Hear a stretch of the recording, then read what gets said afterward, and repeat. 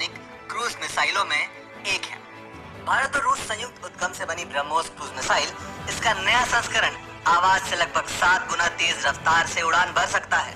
लक्ष्य पर इसका निशाना अचूक है। बेहद असरदार हथियार होने के बावजूद रूस की सेना ने अभी तक इसका इस्तेमाल नहीं किया है। फिलहाल केवल भारत इसका इस्तेमाल कर रहा है। ऐसा क्यों है? आइए इस वीडियो के जरिए हम यह जानने की कोशिश करेंगे।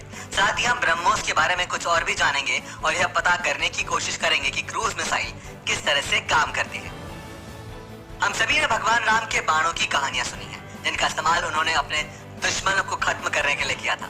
दुश्मन चाहे कहीं भी छुप जाए, इनकी मार से नहीं बच पाता।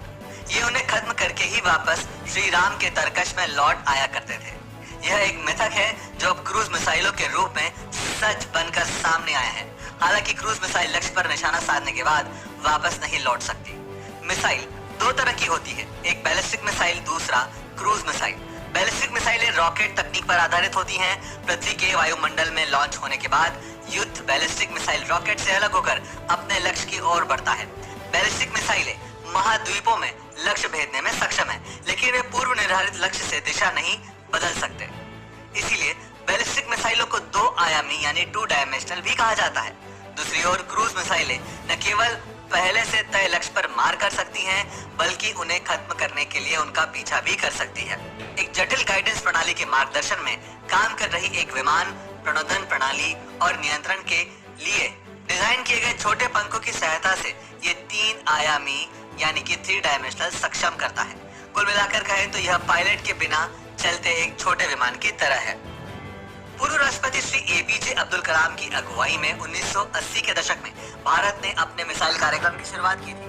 श्री कलाम बाद में भारत के मिसाइल मैन के रूप में जाने गए। भारत की पहली घरेलू मिसाइल पृथ्वी 1 को देश के मिसाइल कार्यक्रम के तहत विकसित किया गया था। बाद में पृथ्वी की तकनीक पर देश में कई और तरह की बैलिस्टिक मिसाइलें बनाई गई।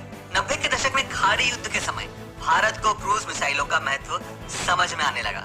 समुद्र में तैनात अमेरिकी जंगी जहाजों ने क्रूज मिसाइलों के जरिए इराक में जबरदस्त तबाही मचाई। इराक के मिसाइल ठिकाने और उनके कमान केंद्रों, बिजली स्टेशनों और राष्ट्रपति के महल को अमेरिका की टॉम हॉक क्रूज मिसाइलों ने पूरी तरह से तबाह कर दिया। जमीन से बच कुछ ही मीटर की ऊंचाई पर उड़ान भरने की वजह से साधारण रडार इनकी टोह नहीं ले सके।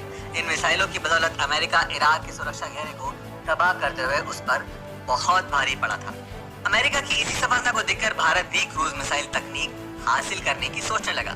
इसके लिए भारत उस समय अपने सबसे करीबी दोस्त रूस से संपर्क करने लगा। इस समय रूस के पास सबसे आधुनिक क्रूज मिसाइल थी P-800 ऑनेक्स। लेकिन इन मिसाइलों को खरीदने के बजाय भारत क्रूज मिसाइल तकनीक का अधिग्रहण करना चाहता था। सोवियत संघ के बिखर जाने के बाद से रूस की राजनीतिक और आर्थिक हालत काफी अच्छी नहीं थी। उसे भारत की मदद की दरकार भी थी। यह दोनों देशों के बीच एक संयुक्त उद्यम ब्रह्मोस एरोस्पेस के रूप में सामने आया। इसका उद्देश्य P-800 की तुलना में अधिक उन्नत सुपरसोनिक क्रूज मिसाइल बनाना था।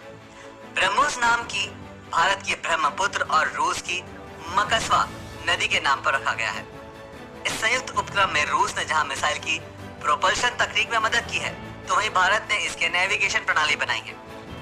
ब्रह्मोस मिसाइल का पहला परीक्षण 2001 में किया गया था। इसे 2006 में भारतीय सेना में शामिल किया गया था। उस समय चूंकि भारत मिसाइल प्रौद्योगिकी नियंत्रण व्यवस्था का सदस्य नहीं था, इसलिए मिसाइल की रफ्तार 290 किलोमीटर से ज्यादा रखने की इजाजत भी नहीं थी। मिसाइल की परिचालन सीमा 290 किलोमीटर तक सीमित होना था। MTCR के तय नियमों के मुताबिक जो देश उसका सदस्य नहीं है, वह 300 किलोमीटर से अधिक की रेंज वाली मिसाइलें नहीं रख सकते। जब 2016 में भारत MTCR का सदस्य बना, तब उसके लिए यह बंदिश भी उसी के साथ खत्म हो गई। आज भारत के पास 600 किलोमीटर से अधिक दूरी तक मार कर सकने वाले ब्रह्मोस मिसाइलें हैं। ये मिसाइलें 4 मीटर लंबी, 60 सेंटीमीटर व्यास और वजन 3 टन के हैं। ये मिसाइल अपने साथ 200 से 300 किलोग्राम तक के वजन वाले परमाणु हथियार भी ले जा सकती हैं। इनकी रफ्तार आवाज से भी 3 गुना अधिक है। ब्रह्मोस के एक बहुत दमदार मिसाइल होने के बावजूद रूस की सेना इसका इस्तेमाल नहीं करती है। इसकी खास वजह शायद यह है कि इसकी तकनीक उनके P-800 ऑनेक्स मिसाइल पर आधारित है। भारत की मदद करने के लिए रूस उसे यह तकनीक देने पर राजी हुआ था। ऐसे में रूस जैसे बड़े हथियार निर्यातक देश के लिए यह बात नहीं जमती कि वह ऐसी मिसाइल खरीदे जो खुद उसकी मिसाइल तकनीक पर बनी है, भले ही इसे भारत में बनाया गया हो। अब हम ब्रह्मोस को और दमदार बनाने के लिए इसका हाइपरसोनिक वेरिएंट विकसित कर रहे हैं। यह आवाज से 7 गुना तेजी से उड़ान भर सकती है। यह तैयार होने के कुछ अंतिम चरणों में है। भारत के पास पहले से ही एक उन्नत हाइपरसोनिक क्रूज मिसाइल शौर्य मौजूद है, लेकिन यह सतह से सतह पर मार करने वाली मिसाइल है जिसका इस्तेमाल केवल थल सेना ही कर सकती है।